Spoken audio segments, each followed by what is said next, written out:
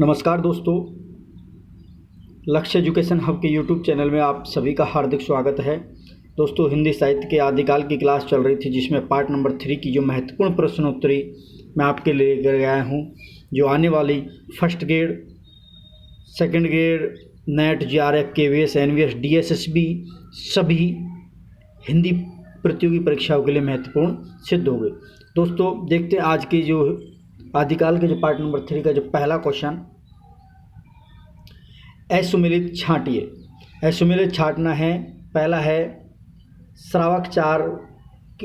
यहाँ ग्रंथ, एक तरफ ग्रंथ दिए हुए हैं, दूसरी तरफ उसके रचयिता दिए गए, कवि हैं और ग्रंथ, तो किसका असुमेलित है वो छांटना है। तो पहला है श्रावक 4 देवसेन का, चंदनबाला रास आसगू का, स्तुलिभद्र रास जीनदत्त सूरी का और बाहुबली रास वज्रजैन सूरी का। तो दोस्तों,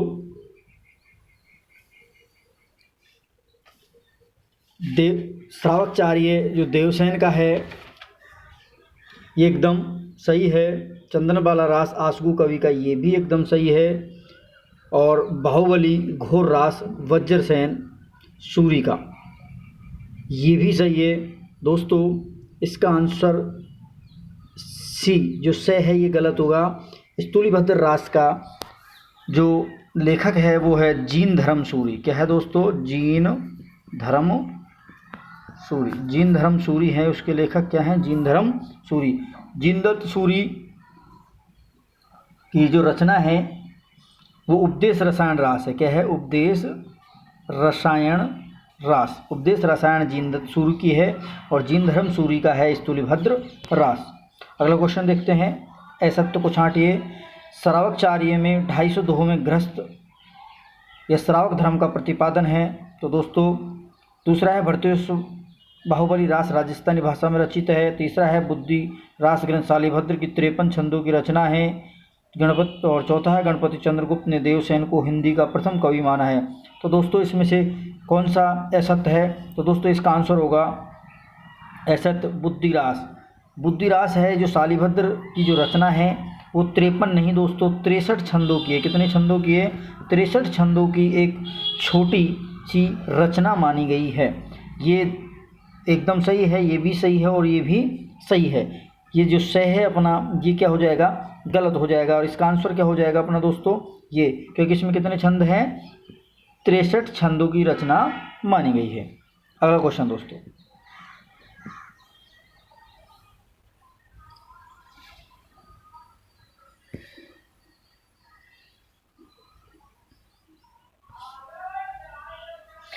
किस ग्रंथ में नेमिनाथ की प्रतिमा और वास्तुकला, सौंदर्य और रेवंतगिरी तीर्थ का वर्णन किया गया है? किस ग्रंथ में नेमिनाथ की प्रतिमा की वास्तुकला, सौंदर्य व रेवंतगिरी तीर्थ का वर्णन किया गया है?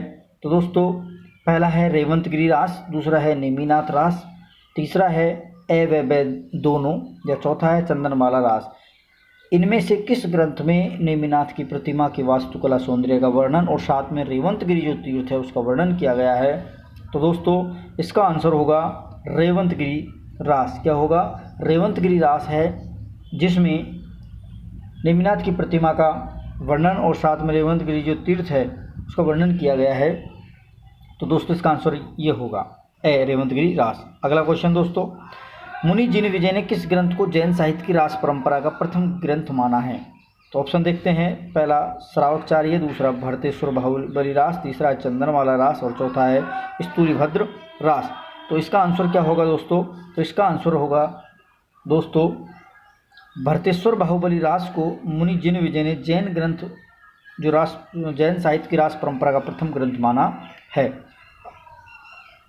अगला क्वेश्चन, असुमेलित को छांटिए। असुमेलित कौन सा है? लघुनय जो चक्र ग्रंथ है किसका है? देवसेन का है। भरतेश्वर बाहुबली रास किसका है? शालिभद्र सूरी का। जीवदया रास आसगू का और नेमिनाथ रास विजयजैन सूरी का। तो इनमें से असुमेलित छांटना है। तो दोस्तों, इसमें से जो असुमेलित है वो कौन सा है? नेमिनाथ रास। क्या है? जो नाथ रास है, नेमिनाथ रास, ये किसकी रचना है? तो दोस्तों, ये किसकी है? सुमति गणी की। किसकी है? सुमति गणी की रचना है। और सभी दोस्तों ये सुमेलित हैं। तो इसका आंसर क्या होगा? 4 नेमिनाथ रास।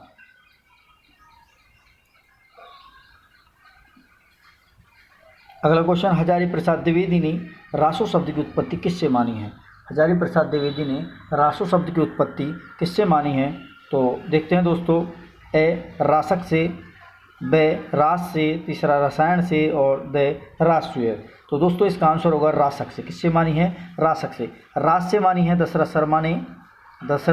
शर्मा ने, राष्ट्रीय से गारसादी तासी ने, और रसायन से आप जानते हो आचार्य शुक्ल ने माना गया है। तो इसका आंसर क्या हो जाएगा दोस्तों? अपना रासक हो जाएगा। क्या हो जाएगा? रासक के द्वारा। अगला, पीयू चित्तौड़ ने आवई सावन पहली तीज, जो वे बाट बरहणी खिणखिण आवे खी। पंक्ति किस ग्रंथ में वर्णित है? पीवे चित्तौड़ ने आवई सावन पहली तीज, जो वे बाट बरहणी खिणखिण आवे थी। यह पंक्ति किस ग्रंथ में वर्णित है? तो ऑप्शन देखते हैं, बीसलदेव रासों में, खुमान रासों में, या पृथ्वीराज रासों में, या हम्मीर रासों में। तो दोस्तों इसका आंसर क्या होगा? जल्दी से सोचिए।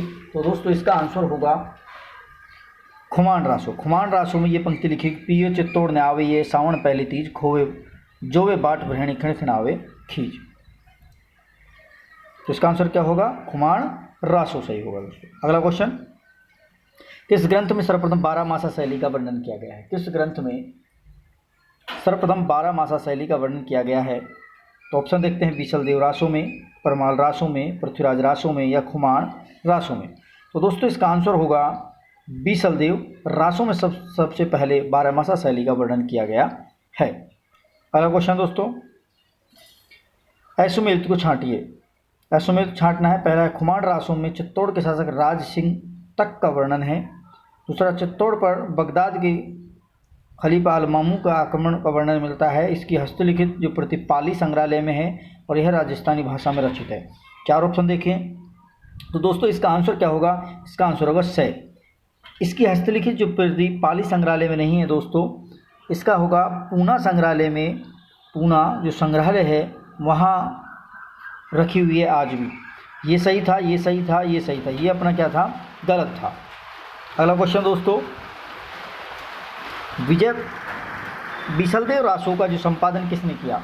बीसलदेव रासों जो ग्रंथ है उसका संपादन किसके द्वारा किया गया? तो ऑप्शन देखते हैं, ए मुनि जिनविजय के द्वारा, ब माता प्रसाद गुप्त, से बच्चन सिंह, और द चार्ल्स एलियर। तो दोस्तों इसका आंसर क्या होगा? तो दोस्तों इसका आंसर होगा माता प्रसाद गुप्त ने बीसलदेव रासों का संपादन किया था। अगला क्वेश्चन, ऐसोमेलित छांटिए। ऐसोमेलित को छांटना है। ए में बीसलदेव रासो नरपति नालय, खुमान रासो दलपति विजय, हम्मीर रासो सारंगदेव धर, और विजयपाल रासो जगनिक। दोस्तों बीसलदेव रासो के रचयिता नरपति नालय ये भी सही है, खुमान रासो दलपति विजय ये भी सही है, हम्मीर रासो सारंगधर ये भी सही है दोस्तों। तो इसका आंसर गलत क्या होगा? विजयपाल रासो जगनिक। तो विजयपाल रासो है, इसके रचयिता जगनिक नहीं है दोस्तों। इसका क्या है? नल सिंह भट्ट। नल सिंह भट्ट ने ये रचना की थी। अगला क्वेश्चन दोस्तों, सारंगधर को कुंडलीय छंद का प्रथम प्रयोगकर्ता किसने माना है? सारंगधर को कुंडलीय छंद का प्रथम प्रयोगकर्ता किसने माना है? तो दोस्तों इसका आंसर देखते हैं, बच्चन सिंह, शुक्ल, हजारी प्रसाद द्विवेदी, राम कुमार वर्मा। तो दोस्तों इसका आंसर क्या होगा?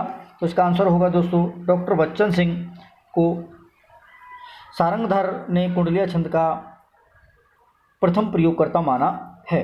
अगला क्वेश्चन दोस्तों, बीसलदेव रासो में किस रस की प्रधानता है? बीसलदेव रासो में किस रस की प्रधानता है?